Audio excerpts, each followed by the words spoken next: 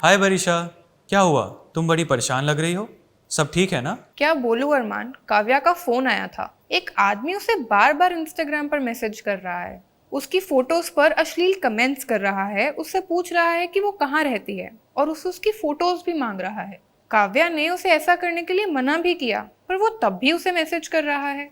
ये तो बिल्कुल भी ठीक नहीं है। क्या तुमने काव्या को उस अकाउंट को ब्लॉक और रिपोर्ट करने के लिए कहा? हाँ, और मैंने उसे ये बताया भी कि उसके साथ जो हो रहा है वो ऑनलाइन सेक्सुअल हैरेसमेंट यानी कि ऑनलाइन उत्पीड़न है। क्या आप जानते हैं कि ऑनलाइन हैरेसमेंट हमारे देश के कानून की नज़र में एक बहुत बड़ा जुर्म है जिसकी कड़ी सजा होती है।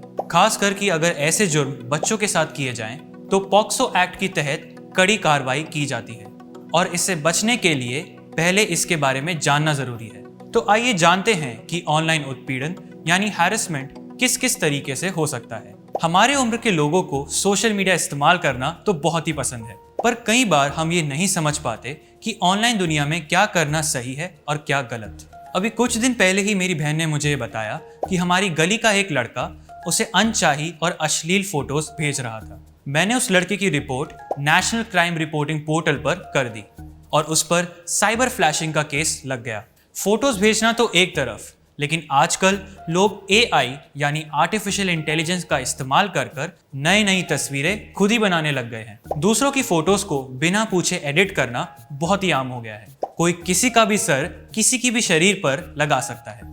अभी तो हमें इस पर हंसी आ रही है, लेकिन सोचिए अगर आपको परेशान करने के लिए कोई आपकी फोटो को इस तरह से एडिट कर दे तो। हाँ, मैंने भी इमेज मैनिपुलेशन के काफी किस्से सुने हैं।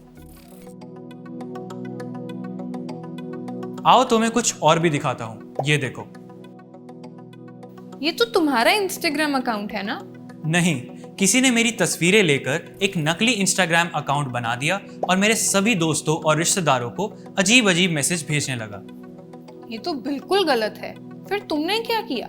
मैंने अपने सभी फॉलोअर्स को यह बताया कि ये अकाउंट नकली है और उन सभी को इसे रिपोर्ट करने के लिए कहा। जब काफी लोगों ने उसे रिपोर्ट किया तो इंस्टाग्राम ने वो अकाउंट डिलीट कर दिया। कई बार लोग मजाक में ऐसी चीजें कर देते हैं बिना ये जाने कि ये सब कानून के खिलाफ है। अरमान, क्या तुम्हें याद है कि 2020 में कुछ स्कूल के लड़कों के व्हाट्सएप ग्रुप की चैट्स वायरल हो गई थी? ग्रुप का नाम था बॉयज लॉकर रूम और उस ग्रुप में ये बच्चे कई लड़कियों की फोटोज बिना उनसे पूछे शेयर कर रहे थे और उनके ऊपर बुरे कमेंट्स भी कर रहे थे। जब लड़कियों ने उनके खिलाफ सोशल मीडिया पर आवाज उठाई तो उन्होंने उन लड़कियों की निजी फोटो सोशल मीडिया पर डालने की धमकी तक दी। अरे हाँ, ये न्यूज़ तो सभी न्यूज़ चैनल्स पे दिखाई गई थी और उन सभी लड़कों पर साइबर पुलिस ने केस भी बनाया था। क्या आप जानते हैं कि बिना किसी के सहमति के उनकी फोटोज को सोशल मीडिया या किसी अन्य प्लेटफॉर्म पर अपलोड करना साइबर हैरेसमेंट या उत्पीड़न माना जाता है?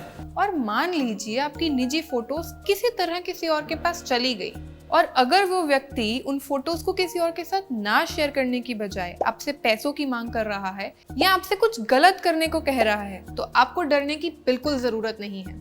आपके साथ जो हो रहा है वो साइबर उत्पीड़न है, जिसे शोषण या सेक्सटॉर्शन कहा जाता है और इसमें आपकी कोई गलती नहीं है। वीडियो में बताए गए सभी उदाहरण सुनने में डरावने लग सकते हैं, लेकिन हमें यह हमेशा याद रखना चाहिए कि सुरक्षित रहने के लिए हमेशा कई रास्ते होते हैं और बुरे लोगों को रिपोर्ट करने के कई तरीके हैं। सबसे पहले ये जरूरी है कि एक भरोसेमंद बड़े को बताना कि आपके साथ कुछ गलत हो रहा है। आने वाली वीडियोस में हम आपको इन सब से बचने और इनको रिपोर्ट करने के कई तरीकों के बारे में बताएंगे।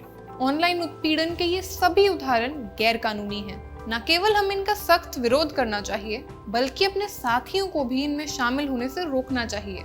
आप सब भी अपने दोस्तों और अपने भाई बहनों को ऑनलाइन उत्पीड़न यानी कि ऑनलाइन सेक्सुअल हैरेसमेंट के बारे में बताएं ताकि वो खुद को सुरक्षित रख सके और अनजाने में भी किसी और के साथ ऐसा ना करें।